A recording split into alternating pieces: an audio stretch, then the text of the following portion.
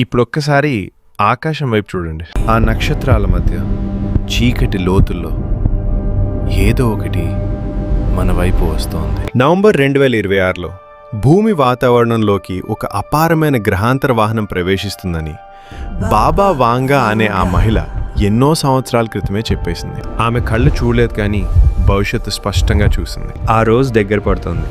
మనం ఒంటరిగా లేమని నిరూపించే ఆ భయంకరమైన రాత్రి ఎప్పుడొస్తుందో. మీ గుండె కొట్టుకోవడం మీరే వినగలుగుతున్నారా? బల్గేరియాలో 1911లో జన్మించిన బాబా వాంగా చిన్నతనంలోనే ఒక భయంకరమైన తుఫాన్లో తన కళ్ళు కోల్పోయింది. కానీ ఆ తర్వాత ఆమెకేదో అద్భుతమైన శక్తి వచ్చింది. ఆమె లక్షలాది మందికి భవిష్యత్తు చెప్పింది. 9/11 దాడులు, సోవియట్ యూనియన్ పతనం, బ్రిటన్ రాణి మరణం ఎన్నో సరిగ్గా సూచించింది. ఆమె చెప్పినవి ఇప్పటికీ జరుగుతున్నాయి. కానీ 2026 నవంబర్ గురించి చెప్పిన మాటలు అవి మనల్ని నిద్రపోనివ్వు. బాబా వాంగా చెప్పింది ఏంటంటే, నవంబర్ 2026లో భూమి వాతావరణంలోకి ఒక భారీ గ్రహాంతర వాహనం ప్రవేశిస్తుంది. మనుషులు మొదటిసారిగా గ్రహాంతర జీవులతో సంప్రదింపులు చేసుకుంటారు. ఆ వాహనం అపారమైంది. మనం చూసిన ఏ ర్యాకెట్ లాగా కాదు, ఆకాశాన్ని నింపేస్తుంది. దాని ఉద్దేశాలు ఏంటో ఆమె స్పష్టంగా చెప్పలేదు. స్నేహం కోసమా, యుద్ధం కోసమా, లేదా మనల్ని పరీక్షించడానికా? ఆమె కేవలం హెచ్చరిక మాత్రమే ఇచ్చింది.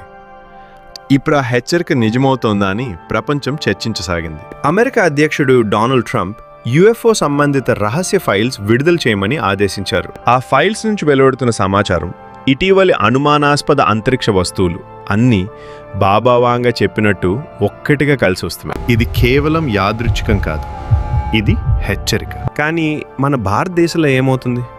ఎందుకంటే ఈ సంకేతాలు మన దేశం వైపు కూడా చూపిస్తున్నాయి. భారతదేశం ఎప్పటి నుంచో అంతరిక్షంలో ఆసక్తి చూపుతోంది. ఇస్రో విజయాలు, చంద్రయాన్, మంగళయాన్, మనం ఆకాశం వైపు చూస్తున్నాం. కానీ ఒకవేళ ఆకాశం మన వైపు చూస్తే, నవంబర్ 2026లో ఆ భారీ వాహనం భూమి సమీపంలోకి వచ్చినప్పుడు ముందుగా ఎక్కడ కనిపిస్తుంది? కొంతమంది జ్యోతిష్యులు ప్రాచీన సంప్రదాయాలు, భారతదేశం గ్రహాంతర సంప్రదింపుల చరిత్రను గుర్తు చేస్తున్నారు. పురాణాల్లో విమానాలు, పుష్పక విమానం, దేవతలు, అంతరిక్ష యాత్రలు ఇవన్నీ కేవలం కల్పన కాదా? మన ప్రాచీన గ్రంథాలు గ్రహాంతర జీవుల గురించి చెప్పాయి. ఇప్పుడు ఆ కథలు నిజమవుతున్నాయా? ఊహించండి, రాత్రి 12 గంటలు హైదరాబాద్ లేదా బెంగళూరు పైన ఆకాశం. హఠాత్తుగా విద్యుత్ కాంతులు మెరుస్తాయి. ఒక భారీ నీడ భూమిని కప్పేస్తుంది. మొదట్లో ప్రజలు ఉల్కలు అనుకుంటారు, కానీ అది ఆగిపోతుంది, కదలకుండా నిలబడి ఉంటుంది. రేడియోలు, టీవీలు, ఫోన్లు అన్నీ ఒక్కసారిగా వింత సంకేతాలతో నిండిపోతాయి. మన భాషలో కాదు, కానీ మన మనసులో అర్థమయ్యేలా ఒక సందేశం వస్తుంది. బాబా వాంగా చెప్పినట్టు ఇది మన మొదటి సంప్రదింపు. కానీ ఏమవుతుంది తర్వాత? ప్రపంచ దేశాలు ఏకమవుతాయా, లేదా భయంతో ఒకరి మీద ఒకరు యుద్ధం చేసుకుంటారా? భారతదేశ ప్రభుత్వం ఏం చేస్తుంది? ఇప్పటికే ఉన్న రహస్య కేంద్రాలు, అంతరిక్ష పరిశోధనలు ఇవన్నీ ఇప్పుడు అర్థం చేసుకోవాల్సి వస్తుంది. ఆ వాహనం నుంచి ఏమైనా సందేశం వస్తుందా? మీ సిద్ధంగా లేరు అని చెప్పేదా? లేదా మేం మీ సహాయం కోసం వచ్చాం అని? లేదా మనం కేవలం పరీక్ష వస్తువులమ్మా? ఈ ప్రశ్నలు మనల్ని నిద్రపోనివ్వవు. ప్రపంచం ఇప్పటికే భయపడుతోంది. కొంతమంది బంకర్లు తయారు చేసుకుంటున్నారు, కొంతమంది ప్రార్థన చేస్తున్నారు. కానీ మన తెలుగు వాళ్ళు మనం ఏం చేయాలి? ఆకాశం నుంచి వచ్చే ఆ భారీ నీడ మన గ్రామాలు, నగరాలు, పొలాలు, హైదరాబాద్ రోడ్లు, బెంగళూరు ఐటీ హబ్స్ చూస్తుంది. మన పురాణాల్లో చెప్పినట్టు దేవతలు తిరిగి వస్తున్నారా, లేదా మనం ఎప్పుడో మర్చిపోయిన మన సోదరుల? భయం కలుగుతుంది, కానీ ఆసక్తి కూడా కలుగుతుంది. మనం ఒంటరిగా కాదని తెలిసినప్పుడు మన జీవితం ఎలా మారిపోతుంది? ఇప్పుడు మరింత లోతుగా ఆలోచించండి. మన పురాణాల్లో రాముడు పుష్పక విమానంలో ప్రయాణించాడు. ఇతర దేవతలు ఆకాశం నుంచి వచ్చి వెళ్లేవారు.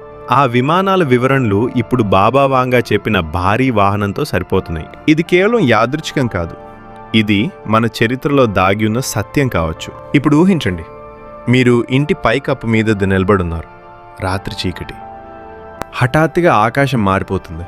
ఒక భారీ నీడ క్రిందకు దిగుతుంది. దాని కాంతులు మన మీద పడుతున్నాయి. ప్రజలు రోడ్డు మీద నిలబడి చూస్తున్నారు. ఫోన్లు ఆగిపోతాయి, టీవీలు ఒకే సంకేతం చూపిస్తాయి. ప్రపంచ నాయకులు ఎమర్జెన్సీ మీటింగ్ పెడతారు. భారతదేశం తన అంతరిక్ష కేంద్రాలను యాక్టివేట్ చేస్తుంది. ఇస్రో సైంటిస్టులు ఆశ్చర్యపోతారు. ఇది మన పురాణాల్లో చెప్పిన విమానం కాదా?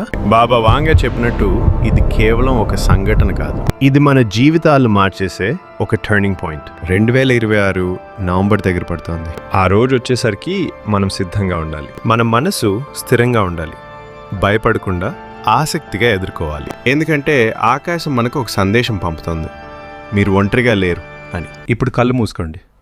ఆ భారీ వాహనం ఆకాశంలో నిలబడి ఉందని ఊహించండి. దాని కాంతులు మన మీద పడుతున్నాయి. ఏమవుతుందో తెలియదు, కానీ ఒక్కటి మాత్రం నిజం, మన ప్రపంచం ఇక ఎప్పటిలాగా ఉండదు. ఆ రాత్రి వచ్చేస్తుంది. మీరు సిద్ధంగా ఉన్నారా?